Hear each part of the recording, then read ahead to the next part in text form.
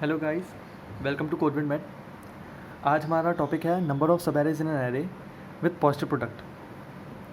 सो इस टॉपिक में आगे बढ़ने से पहले मैं आपको बताना चाहूँगा कि अगर कोई एक एरे है हमारे पास, जैसे 5 3 -3 1 -2 ओके एंड 3 ओके। सो हमारे पास ये एक एरे है। सो इसमें क्या होगा कि नंबर ऑफ सब एरेज कितने होंगे, n की वैल्यू अगर 6 है तो नंबर ऑफ सब एरेज होंगे n into n+1 divide by 2 okay. तो इतने नंबर ऑफ सब एरेज होंगे, इसका मतलब इसके अंदर सब एरेज होंगे 7 इंटू 6 डिवाइड बाई 2 जो कि हो गए 21 ओके। 21 सब नंबर ऑफ सब एरेज हो गए इसके अंदर।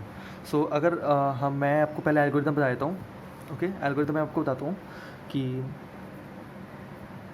For int I equals to 0 I should be less than n i plus plus okay. If bal, यहाँ पे बैलेंस में एक वेरिएबल लेकर चल रहा हूँ जो बैलेंस BAL कंटेन करेगा, BL कंटेन करेगा कि इसमें कितने नंबर ऑफ अभी नेगेटिव एलिमेंट्स आ चुके हैं, नेगेटिव एलिमेंट्स ओके। कितने नंबर ऑफ नेगेटिव एलिमेंट्स आ चुके हैं, ठीक है। एक CNT में लेके चलूँगा, CNT1 और एक CNT2, CNT1 और CNT2 लेकर चलूँगा। CNT1 काउंट करेगा कितने नंबर ऑफ पॉजिटिव इंटीजर्स और कितने number of even negative integers, क्योंकि अगर दो नेगेटिव इंटीजर हमारे पास -3 और -1 तो इनका प्रोडक्ट हमेशा पॉजिटिव ही होगा, ठीक है। अगर चार नेगेटिव नंबर हमारे पास तो उनका प्रोडक्ट चार नेगेटिव नंबर्स का प्रोडक्ट हमेशा हमारे पास पॉजिटिव ही होगा okay. So even number of negative numbers, CNT2 हमारे पास नेगेटिव और number of negative integers okay, और number of negative integers CNT2। और आंसर में हमारे पास आ जाएगा कि आंसर हमारे पास आ जाएगा total number of sub arrays with positive product okay. So यहाँ पे मैं एल्गोरिथम लिखता हूँ। If balance percentage 2 is exactly equals to 0 then CNT1 plus plus, ये आपको पता चल गया होगा क्योंकि नेगेटिव इंटीजर्स काउंट कर रहा है ये bal okay. Else CNT2 plus plus okay. If ARRI percentage if ARRI is less than 0 then BL plus plus okay. अगर नेगेटिव है तो बैलेंस प्लस प्लस, ठीक है। If balance percentage 2 is exactly equal to 0 answer plus is equals to मतलब आपको पता है ना, answer is equals to answer plus जो भी something okay. So plus is equals to CNT1 क्योंकि इवन है ओके, क्योंकि बैल की वैल्यू मतलब नेगेटिव नंबर ऑफ इंटीजर्स अभी इवन है।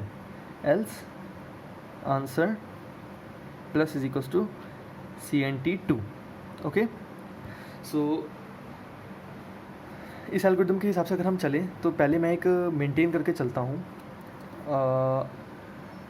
CNT1 की वैल्यू, अभी यहाँ पे बैल लिखता हूँ।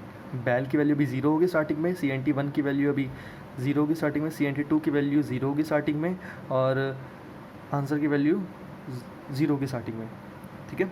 जब BL की वैल्यू स्टार्टिंग में इनिशियली, अभी मैं एग्जांपल लेके चल रहा हूँ ये वाला -5 3 -3 1 -2 3 ओके। जब 5 ये 5 है, सो अभी इनिशियली जब 0 होगा, बैलेंस की वैल्यू 0 होगी तो फिर यहाँ पर गया तो चेक किया कि balance percent 2 exactly equal to 0 है तो CNT की वैल्यू +1 हो गई, ठीक है, प्लस हो गई। सो CNT1 की वैल्यू 1 हो गई। सो चेक किया कि ARRI मतलब 5 की वैल्यू लेस देन 0 है तो नहीं है, सो बैलेंस की वैल्यू कुछ प्लस नहीं हुई okay. If balance percentage 2 exactly equal to 0 जो बिल्कुल है क्योंकि बैलेंस की वैल्यू 0 है तो balance percentage 0% 2 exactly equal to 0 होता है तो आंसर में 1 प्लस हुआ, सो आंसर की वैल्यू भी +1 हो गई ओके। अब दोबारा से आइटरेट किया, अब यहाँ पर गया, ठीक है। अब यहाँ पर गया तो हमने चेक किया कि बैलेंस की वैल्यू अभी 0 है तो यह अभी 0 है तो फिर CNT1 की वैल्यू दोबारा से +2 ओके। सो चेक किया कि अब ARRI यानी 3, क्या 3 बड़ा छोटा ही इक्वल नहीं है, बिल्कुल छोटा नहीं है 0 से ओके। सो बैलेंस की वैल्यू भी ++ नहीं होगी ओके, तो बैलेंस की वैल्यू अभी भी 0 ही रहेगी। सो हमारे पास 0 ही रहेगी तो बैलेंस परसेंटेज 2 मतलब 0% 2 एक्जैक्टली इक्वल टू 0 होता है तो answer plus is equal to आ गया, आंसर में दोबारा से प्लस हो गया 2 तो आंसर अभी है 1 + 2 0 + 1 + 2। सो अब 0 + 1 + 2 अब दोबारा से आइटरेट किया। सो अब देखा कि बैलेंस की वैल्यू क्या 0 है तो हाँ, बैलेंस की वैल्यू अभी भी डिविजिबल है, एग्जैक्टली डिविजिबल है 2 से। सो CNT की वैल्यू फिर से प्लस हुई। अब चेक किया उसने कि क्या अभी जिस नंबर पर है हम, मतलब -3 पर है, तो -3 क्या लेस देन 0 है? बिल्कुल है। सो हमारे बैलेंस की वैल्यू भी 1 हो गई। तो बैलेंस की वैल्यू हमारे पास 1 हुई। तो चेक किया कि क्या 1% टू एक्जैक्टली कुछ 0 है? बिल्कुल नहीं है। तो हमारे पास CNT आंसर में +0 और आ जाएगा, क्योंकि CNT की 2 की वैल्यू 0 है। तो अब हमारे पास बैलेंस की वैल्यू 1 आ गई। तो फिर जब दोबारा से लूप ऊपर गया, इस एलिमेंट पर आया, आई की वैल्यू हो गई अभी 3, 0 से लेकर अभी 3 तक पहुँच गई है। सो इस एलिमेंट पर जब आया हमारे पास, तो बैलेंस की वैल्यू भी 1 है। तो क्या 1% टू एक्जैक्टली इक्वल्स टू 0 है? बिल्कुल नहीं। तो हमारे पास CNT 2++ होगा। CNT 2++ मतलब CNT 2 की वैल्यू 1 हो जाएगी। जब CNT 2 की वैल्यू 1 हो जाएगी, सो CNT 2 की वैल्यू 1 हो जाएगी। सो उसके बाद हम चेक करेंगे क्या अभी जो एलिमेंट है हमारे पास, मतलब ARR3 जो है, क्या वो लेस देन 0 है? बिल्कुल नहीं। सो हमारे पास बैलेंस की वैल्यू भी प्लस नहीं होगी, बैलेंस की वैल्यू प्लस नहीं होगी। सो अब यहाँ पर बैलेंस की वैल्यू भी 1 ही है। सो चेक किया कि आंसर प्लस इज इक्वल्स, पहले चेक किया कि बैलेंस की परसेंटेज 2, मतलब 1 डिविजिबल बाई 2 है? तो नहीं है। और डिविजिबल बाई 2 नहीं है, तो फिर हमारे पास CNT 2++ हो यहाँ पे।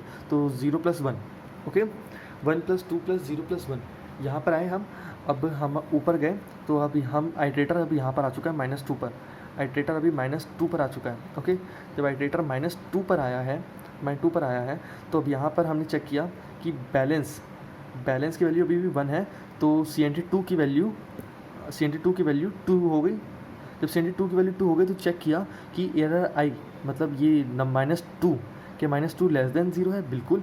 तो बैलेंस की वैल्यू प्लस कर दो, यानी ये बैलेंस की वैल्यू 2 हो गई। जब बैलेंस की वैल्यू 2 हो गई, तो परसेंटेज 2 एक्जैक्टली इक्वल्स टू 0। तो आंसर परसेंटेज एक्जैक्टली इक्वल्स 0, तो आंसर में प्लस कर देंगे CNT 1, और CNT की 1 की वैल्यू भी है 3, ओके। जब 3 है, तो हमारे पास बैलेंस की वैल्यू भी 2 है, और अभी हमारे पास आंसर है 1+2+0+1+3, ओके।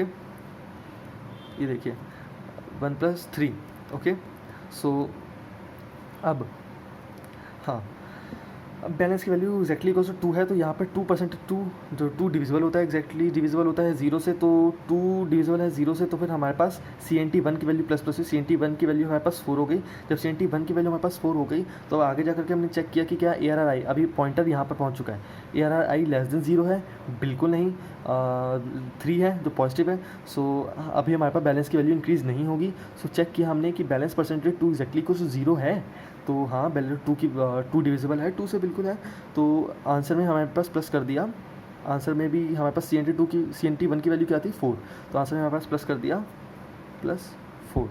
सो अब दोबारा से जब ऊपर लूप चला, तो फिर n आगे, आई की वैल्यू अब n हो गई है, ओके। 0 1 2 3 4 5, 5 के बाद 6 हो गई, तो 6, तो जो n हो गई, तो फिर अब ये लूप हट जाएगा। तो अब हम चेक करेंगे, ठीक है। अब आंसर की वैल्यू हमारे पास क्या हुई? 3 4 8 11 नंबर, 11 सब एरेज है हमारे पास। अब हम देखते हैं कौन कौन से 11 सब एरेज हैं। एक तो 5 हो गया, एक 3 हो गया, एक 1 हो गया, एक 3 हो गया, ओके। 5 3 1 3। अब 5 3 हो गया, ठीक है, 5 3, ओके। और कौन सा हो गया? Help me guys.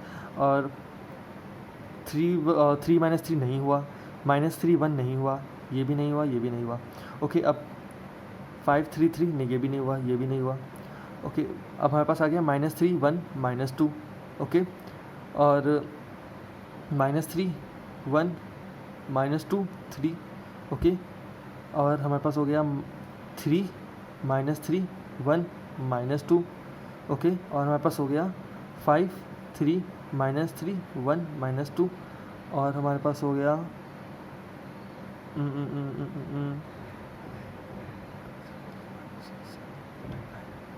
दो, ऐसे 2 सब एरेज और हैं, ओके। सो अगला हमारे पास आ गया 3 -3 1 -2 3, ओके। और लास्ट हमारे पास आ गया 5 3 -3 1 -2 3, ओके। सो 1 2 3 4 5 6 7 8 9 10 11, ओके। रिज़ल्ट बिल्कुल सही है। सो सॉरी गाइस, सॉरी, ये हो गया था। सो रिज़ल्ट बिल्कुल सही है, ओके। सो ये एल्गोरिदम ON टाइम कॉम्प्लेक्सिटी में ओ एन टाइम कॉम्प्लेक्सिटी में ये रहा आपके पास. So you can use it in competitive programming also. Best of luck. Thank you guys.